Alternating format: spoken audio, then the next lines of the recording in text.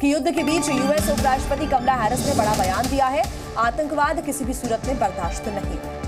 तो आतंकवाद बर्दाश्त नहीं करेंगे किसी भी हाल में, हम मजबूती से इजराइल के साथ।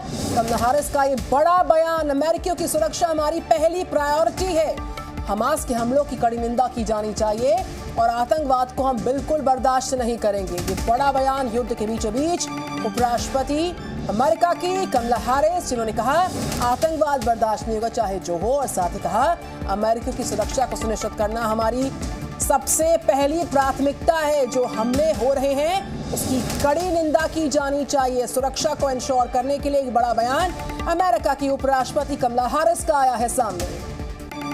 साथ ही आपको ये भी बता दें कि इजराइल हमास के बीच जो युद्ध चल रहा है उसमें 20 से ज्यादा अमेरिकी नागरिकों की जो मौत की जानकारी है वो भी मिल रही है। ऐसे में अमेरिका की तरफ से ये रुख अख्तियार किया जा रहा है और जो अमेरिका में फंसे हुए, माफ कीजिएगा, अमेरिका के जो नागरिक फंसे हुए हैं इजराइल में, उनको वहां से सुरक्षित निकालने के लिए स्पेशल ऑपरेशन भी चलाया जा रहा है। स्पेशल कमांडोज को भी गाजा पट्टी और इजराइल की तरफ रवाना किया जा रहा है। और साथ ही कमला हैरिस का इस बीच ये बयान सामने आया है कि आतंकवाद को किसी भी सूरत में बर्दाश्त नहीं किया जाएगा और अमेरिकियों की जो सुरक्षा है वो उनकी पहली प्राथमिकता है और इसी के तहत जो तमाम ऑपरेशंस हैं वो चलाए जा रहे हैं, जो कदम है वो उठाए जा रहे हैं। दो तस्वीरें आपके सामने, इजराइल अपना बदला लगातार ले रहा है, गाजा पर ताबड़तोड़ हमला कर रहा है और साथ ही गाजा से भी हमास के जरिए ये हमले लगातार हो रहे हैं।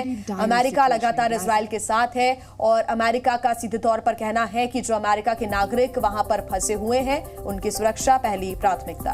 तो कमला हैरिस की जो खरी है, हम आपको उनकी स्टेटमेंट इस वक्त पढ़वाते हैं। आतंकवाद के सबसे खतरनाक स्वरूप को देख रहे हैं फिलहाल जो मौजूदा वक्त है, और साथ ही साथ बड़ी बात की निंदा करी है इन हमलों की, हमास के हमलों की निंदा। साथ ही कहा कि जो अमेरिकी नागरिक हैं उनकी सुरक्षा हमारी टॉप प्रायोरिटी है, पहली प्राथमिकता है उनकी सुरक्षा को सुनिश्चित करना और इसके लिए अपनी प्रतिबद्धता को अमेरिका बार बार जाहिर कर रहा है। इजराइल को अमेरिका का जो समर्थन है पूरी तरह से हासिल है।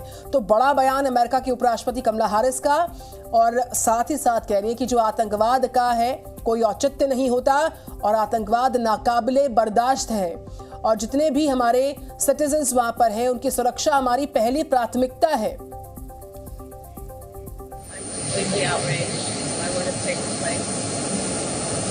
We are looking at extreme acts of terrorism that must be condemned in no uncertain terms.